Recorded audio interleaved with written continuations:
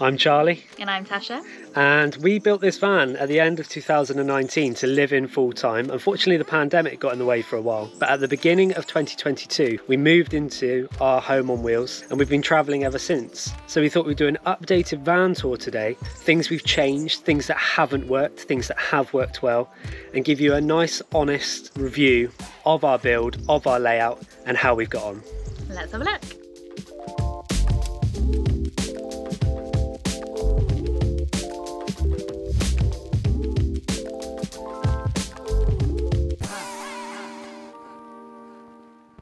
I'm Nate Murphy and I have literally just bought this van to show you how to build a van. We have made a really detailed course which will help you go from this to this. You will learn everything you need. We help you specify your electrical system and you'll be able to access the community all building their own vans at the same time. So the base of our conversion is a Mercedes Sprinter 316 long wheelbase. Previous van was a medium wheelbase and that was great, but then we got another dog. We actually travel with 2 spaniels and we just needed that little bit of extra space, so we went for the long wheelbase. The van itself, the Sprinter, the engine is fantastic. It is literally like driving a car. We've got cruise control, we've got air conditioning, we've got Bluetooth, we've got parking sensors, we've got a camera at the back, and all of these things accumulate into a really nice van to travel in full time. So we paid just over £10,000 for the van, which in today is unheard of. This would be a £16,000–17,000 van now. It had a few battle scars around it, which we had to sort dents and dings all the way around the bodywork. But touch wood, ever since it's been converted, ever since we've lived in it, we've had very little issues with it. So in terms of the layout of the van, we first saw this layout done by an American couple on YouTube. A layout that allows us to have the bench seats in a U-form during the day and a table in the middle. And at night, when we go to bed, the table pushes down onto these bars and allows us to have a big bed. We realised that a fixed bed layout wouldn't work for us, partly because we live with 2 spaniels, as we said, and we travel with them, so it just wouldn't give us the space we needed. We also both work remotely from the van, so having this layout allows us to have seats and a table by day, providing us with a comfy office, and at night a large bed for us to sleep in. One of the changes we made is we changed the double seat in the front to a single seat. There's a few reasons why we did this. One of them was so that we had access into the back, partly whilst we're driving, just so it's easy access. And sometimes if we're somewhere and it's raining, we no longer have to get out of the van to get back in the van to then leave. Another reason is the dogs. Previously we said we kept the double seats because the dogs like sitting up with us. We found the more we travelled, the more comfortable they were actually laid on the floor. Our diesel heater has remained where it was originally. It's just now under the single seat base rather than the double seat base. Another handy feature in the cab of the van is this thermal curtain. We use this on warm days just to keep the heat out from the back of the van if it's still really warm in the front, and also at night to keep the heat in the back. We just pull this thermal curtain and tuck it in. Next up we have the wardrobe. Really simple. Wardrobe just split into 5 sections. Charlie has a section, I have a section, the dogs have a section, then we have a section for our towels and laundry, and then the bottom section is for our shoes and camping chairs. So one of the updates we've made since living in the van is we actually added another shelf here.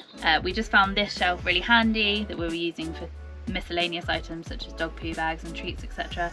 And we just found we were grabbing things from the van as we were leaving. So this one is now really handy to hold our axe and first aid kit. So the part of our van we get the most questions about is our shower. This is a game changer for us. We didn't have a shower in our last van. To have a shower in this van and somewhere to have a bit of privacy when you're using the toilet is made a huge difference for us. The boarding in here, this isn't actually tile, although it looks it. It's just a tile effect board. It's 3mm thick. It's really lightweight. The only issue we've had, which was my own fault, was during the winter we moved out of the van for 3 or 4 days. I forgot to turn the water off and it froze and it popped the valve out the side of the shower. So this isn't the original shower. We've actually fitted a new one since. Apart from that, we haven't had to reseal it. We've had no issues with our shower curtain. So our kitchen comprises of a 2-burner gas stove. We chose to place the stove here partly for ventilation, so that whilst we're cooking it just keeps it a lot easier to get the smell ventilated, and also if it's on a nice day like today to be making a cup of tea or cooking, then you get the best views. Below our gas stove, we have a 65-litre compressor fridge. Honestly, after living in the van for a year, it's probably a size too small for us. We have recently had an issue with the freezer door, actually broke off due to the ice. It's our fault for not de-icing it so often. And we've also got a little bit of a dodgy light now in there. So for our kitchen, we've got a nice deep sink. Honestly, great choice. We found from living in it from a year. You can hide the dishes if you don't want to do them. Really easy to wash the dishes as well. We've got plenty of space to do so. Has aged a little now, got some dinks and dents where things have fallen out of the cupboard above, but has done pretty well for a year. The only issue we've had with the tap is where water has unfortunately seeped into the laminated worktop. This tap has actually started to sink a little bit, but I mean, it's still in use, it's still completely practical. In terms of the laminated worktops, although we have had the issue with the water, honestly really easy to clean. Yeah, I think it would have aged a lot worse if we'd had real wood in here. And then on the opposite of the side of the kitchen, we've just got a nice plain worktop, really handy. Sometimes Charlie will even work from here if we're giving each other a bit of space, or it's great for preparing meals. We've then got some more storage baskets here. Don't need to explain too much, but yeah, used just for utensils, speakers, basically anything that we're looking to grab. And then just this nice big IKEA drawer. So one issue we have had with this drawer, because it's so big and heavy, is we really struggle to find locks that actually help it stay closed. We've bought many different varieties. You can see right now the one we actually have in is broken, so probably half the time we spend traveling in the van, the drawer's actually taped up. Honestly, if anyone has any recommendations for ones that would do the job, would be very grateful to know about it. So ventilation wise, max air fan, it gets used most days, I would say, from when we're cooking here. And honestly, we've been really impressed with it. It's in need of a clean at the minute, but it's very easy to clean when we do clean it, and yeah, really easy to use. Overheads above the kitchen, quite simply the one above the sink is just our bowls, cups and spices. One thing we have learnt slightly over living here a year is keeping this area organised is key. So we now have a few more little baskets from IKEA and everything to keep things together. And then the overhead over on the other side of the kitchen is just food.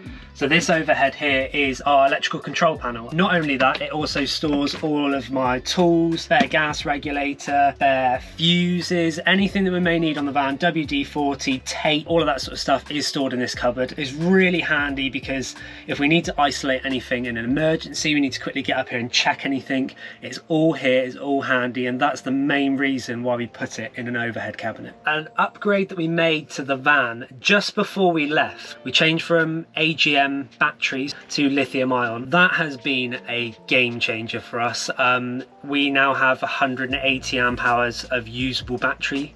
I think before with the AGMs we had like 90, so we've doubled our amp hour use. So one of the changes we have made since living in the van is to our thermal blinds. We originally had them made so that they fit our windows perfectly. Over time, especially with heat, and I think while we were stretching them out quite a bit to fit, they no longer fit. So one of the changes we made is to add more suckers onto our blinds. Also added a thermal fleece lining on, and the fleece lining also tucks really nicely now into the corner of the window. So another change we've made since living in the van for a year is we've added this little guy, this little fan.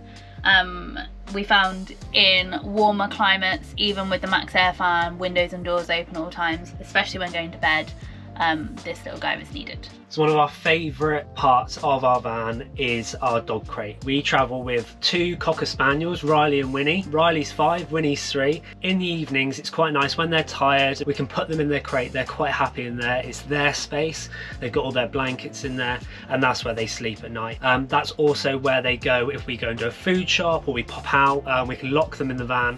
One thing we absolutely raved about in our last van tour, which has changed a little bit, is our outdoor shower. We don't use it, to be honest with you. I think we may use it if it was on the outside of the van more. So ours is on the inside of the van. We open the doors and then we can use it. We thought that maybe we'd use it to wash the dogs. We don't. We end up putting them in the shower because it's easier, it's contained. Letting soap and everything run everywhere, it doesn't look very good when there's other people around.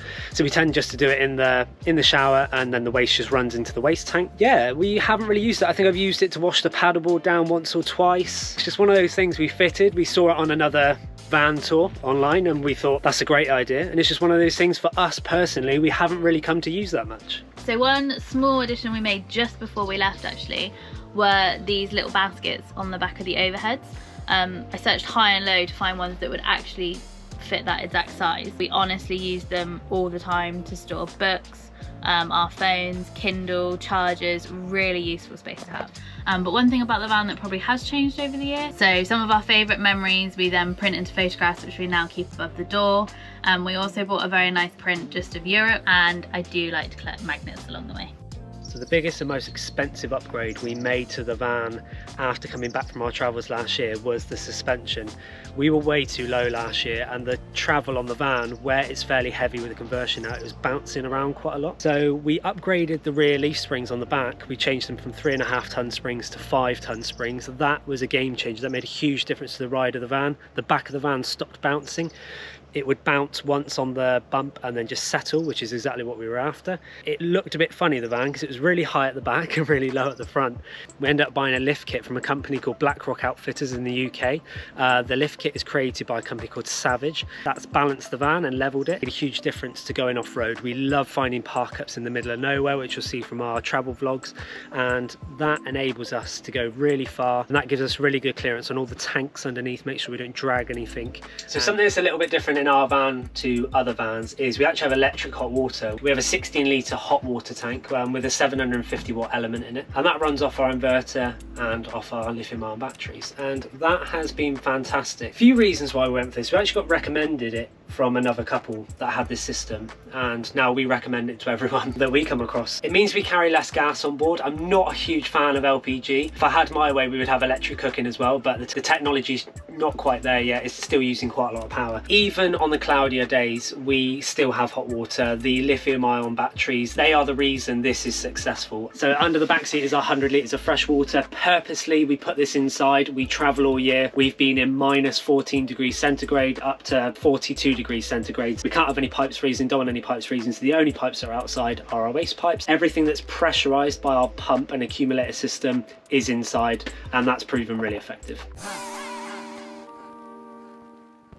You may have noticed that you can buy our ebook. Our ebook shows you how to build a van conversion. It has 190 pages of text, diagram and images showing you various options of various systems. It also comes with 25 videos that show you hands-on how to do many parts of building a van. Also, we have a course. The course is really in-depth. It shows you everything from how to use basic tools all the way through to doing your gas, your water and your electric installation. Not only that, but within the course, we support you hands-on in making your electrical specification. And you get to join a community of like-minded van builders who are building their vans at exactly the same time. Follow the links to find out more, and thanks for watching.